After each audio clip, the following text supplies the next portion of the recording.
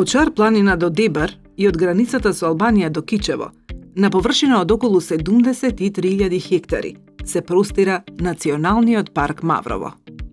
Со паркот управува и за неговата благосостојба се грижи институцијата Национален парк Маврово.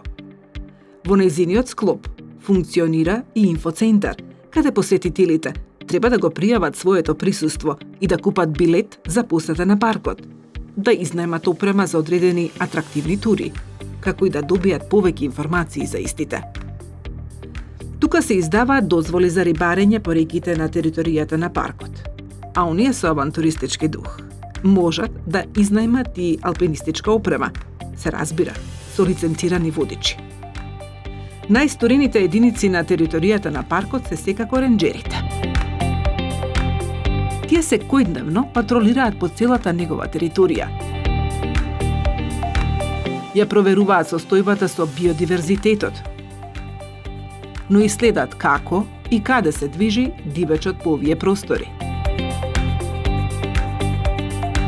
Проверките се вршат и на повисоките места во паркот, како на пример на ледничкото езеро Локов, поставено на планината Дешат, кое е најниското ледничко езеро тука.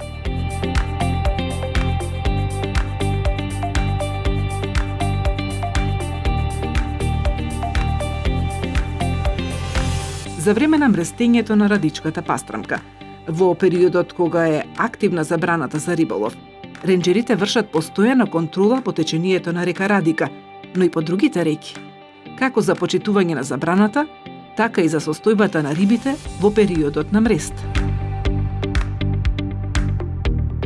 А во останатиот дел од годината вршат контрола и на риболовците и валидноста на нивните дозволи за риболов.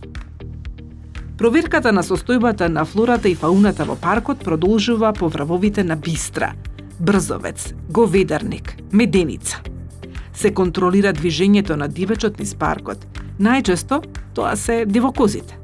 Тие се најзастапени во Националниот парк Маврово.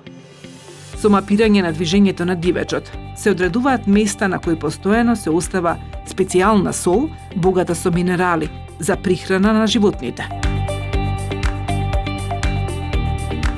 Во репродуктивниот парк на Елени, Бунец, се врши постојана грижа за благосостојбата на животните.